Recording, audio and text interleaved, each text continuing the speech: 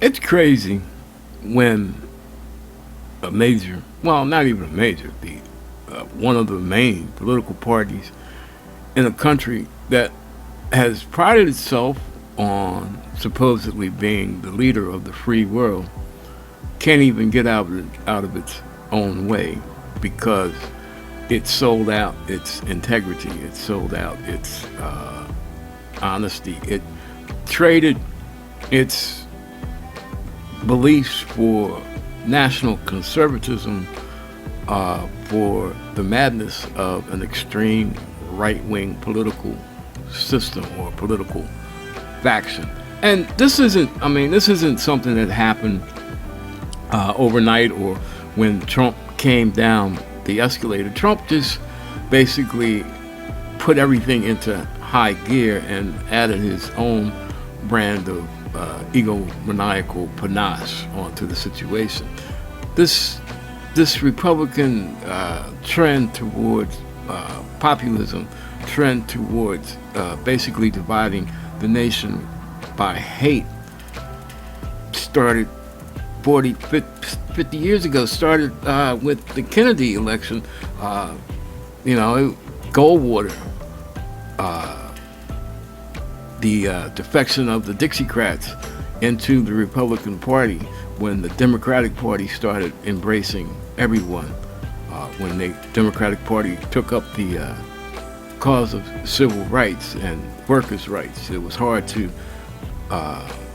campaign for workers' rights, fair pay, and ignore the cry for civil rights. I mean, blacks were workers too. Now, the thing that has gotten the Republican Party to a point of idiocracy, and that is ruled by idiots, is this current Speaker of the House situation. They got rid of Kevin McCarthy. Kevin McCarthy was worthless, spineless, the Spino, Speaker in name only. But it's not because Kevin was brought down by the opposition, by the other side.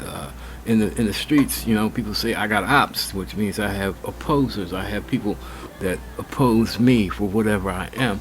Kevin McCarthy was brought down by his own people because Kevin, let's say, refused to go yard out or become totally maniacal when it involved the chance of the country going broke, when it involved the chance of the country not being able to pay its military when the rest of the world is going crazy and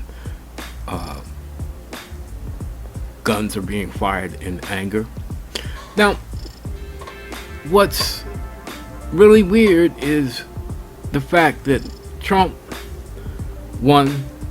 He was in for 4 years. By the end of his fourth year, with the help of COVID and the help of 70,000 lies that he told while he was in the White House, with the help of disaster that was starting to manifest itself with his horrendous trade policies, the embargo with China, and just him running his mouth incessantly and posting on Twitter, now called X, at 2 o'clock in the morning, just saying hateful and insightful things, and always being on the wrong side of not even civil rights, but rights of the people. Trump has always imposed or projected the feeling that America would be better off under a dictatorship, praising people like Viktor Orban, even though he doesn't realize that Orban is the Prime Minister of Hungary. Trump has he's had Biden's name on his lips, but recently he acts like he's running against Obama. Everything is based on what Obama did, and I mean, maybe it's because, he still won't let go of the fact that Obama is an American citizen and not a Muslim terrorist born in Nigeria. But then again, Trump has a problem, and there's many people in Congress today that agree with him that the last election was stolen, that it was a rigged election, even though they got their seats or they got reelected in the same election. So why rig the election against the president and then allow their bum asses to get into their seats again? But here we sit, the country stalled because the legislative branch, the branch that supposedly has the purse strings, the branch that, approves all the laws, all the amendments, all the, tweaks to the Constitution that people of whatever race, nationality, religion have to live under. And we're stuck because a certain faction, an extreme right faction, that on paper they say that only we can save the country. We're just like, the guy that has 91 felony charges and we want him to be the president in 2024. We're the only ones that's got a plan when you have never presented a plan. Trump promised many things. I remember when he promised, if the Congress goes with me and cancels Obamacare or the ACA, then Republicans will have a new plan in 2 weeks. That was, 3 years ago? Going on 4? That's a whole lot of 2-week periods, and we haven't seen shit. They don't even have a plan now. They don't even have a plan of getting the country back on track because they keep letting this egotistical megalomaniac pull the strings. Even as his own campaign, I can't say it's going down in flames because as far as Republicans are concerned, he's still tens of points ahead of his nearest competition in the party. It's decreasing a little bit, the gap is closing, but there never should have been a gap to start with. Trump should never have been the forerunner based on past experience, but because he is the poster child for division, because he's the poster child for hate, because everything that comes out of his mouth now is an attack on his so-called political enemies, which happens to be anything that's not MAGA Republican, including members of the quote-unquote sane faction of the Republican Party. And he's demonstrating that now because, okay, Gates steps up, opens the door, goes through the door that McCarthy left open by agreeing to that crazy one person can start the motion to vacate the Speaker of the House seat. McCarthy gets vacated for doing probably the one rational thing that he's done in his entire political career, by working with Biden to stop a government shutdown. So McCarthy gets kicked out. Now, the Republicans, to a person, even the sane ones, are trying to say it's the Democrats' fault for voting with that crazy 8. Well, why do you expect the Democrats to save you from your own poison that you took willingly? It's not the Democrats' point. It's not the Democrats' job. But back to the Republicans and how they still let Trump wreck the party. So now, okay, the seat is vacated, so you have the vote, and Scalise's name comes up, and Jordan's name comes up, and Scalise doesn't get Trump's backing, so Scalise bows out because he's like, I can't get enough votes, so why waste the time? He puts his hat, in the ring with Jordan. Jordan gets Trump's backing. Now, I don't know if you realize it, but as far as in the last election, as far as Trump backing a particular candidate, unless it was in an extreme ruby red district, they lost. Almost 100%. They lost because all of them came out spouting the same rhetoric that Trump spouted. They mimicked him perfectly because They thought that his plan was the plan to greatness, and they lost. Youngkin, he is just as conservative in Virginia, but he distanced himself from Trump. He distanced, even though he got the vote from the MAGAites, he distanced himself from the crazies during his campaign.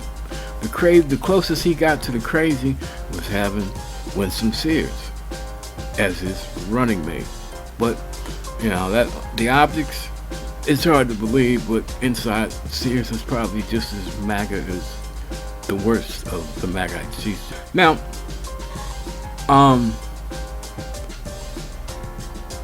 Jordan had 3 votes on the House floor. Jordan is the staunchest of the Trump I guess the most productive, because he has there's other staunch Trump supporters. There's Gates, who was always claiming his allegiance to Trump, even though Trump refused to offer him a pardon, and it wasn't. But part of it was because maybe Gates tried to claim January 6th, but most of it was so he could beat a sexploitation or a sex trafficking investigation that was coming up. And William Barr, when he was the Attorney General, he closed the door on that, and Trump said, no, we're not going to get into that. It's not worth it for me. There's been others in state government, DeSantis, Huckabee, and all these cats are in trouble. Huckabee is like, where's the lectern, and why did you pay, thousands of dollars for something that, maybe costs $1,500 at the most? Where did that money go? What about that trip to France? But everybody that was associated with Trump, everybody that was in Trump's inner circle, a majority of them are under legal scrutiny, whether it's connected directly to their efforts with Trump, just like the people down in Georgia that are falling like dominoes. I guess hit one of his attorneys that wasn't very good, and he didn't pay her, and now she's turned evidence. Cheeseborough, who supposedly, allegedly, constructed the whole fake elector scheme. Cracking lady Sidney Powell, who went out with what's his face, Rudy Giuliani, and stood beside him as all these fake cases were brought up and charges were leveled, and the courts, hundreds of thousands of dollars were spent, just telling them, stop with the lunacy. You don't have a case. The election was legal. Yeah, there's like instances of fraud, but every election has some kind of instance of fraud, whether it's intentional or unintentional, but none of it unless it's like a small town election, special election in a small town. It doesn't amount to anything that can reverse or make invalid the results of a national election. And once again, you got people saying that the election was false, and it was the very election that gave them their seats. But I guess it's only false when it applies to Trump. Just like a lot of situations that apply to Trump, it only matters when Trump deems that it's against him. Everybody else can be prosecuted to the fullest extent of the law. Everybody else can be Trump wants to execute this one, execute that one, throw this one in jail. I mean, he started out with Hillary Clinton. She should be locked up. She should be in jail. And the line has gotten longer, and the list of names has gotten bigger. And now he's at the point of, in front of his rally crowds, which are supposed to be political events, saying that he fully intends to get his vengeance on his political enemies. Well, I guess anybody that's not a Republican, or anybody that's not a MAGA Republican, anybody that stands up for the Constitution, anybody that stands up for law and order, is Donald Trump's enemy. So if he wins, the majority of the people in the United States of America have a lot to think about, and let's say even fear, because it seems that Republicans have no problem. I mean, they've been threatening Democrats, they've been threatening social activists, uh, you know, on every level, local, state, and federal, and now they're threatening their own uh, party members in this speaker's nomination. But the threat is Trump is taking it to the next level. He's basically threatening the whole country. Make me president, or all y'all. Everybody is going to become a victim of Trump's revenge, allegedly. Now, back to this House thing. Okay, I think the whole country and the world realizes that we are crippled.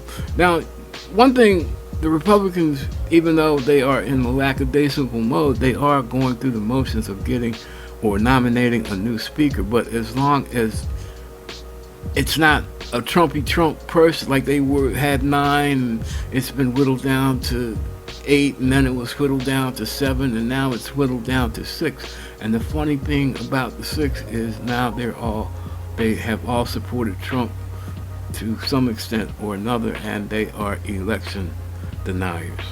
So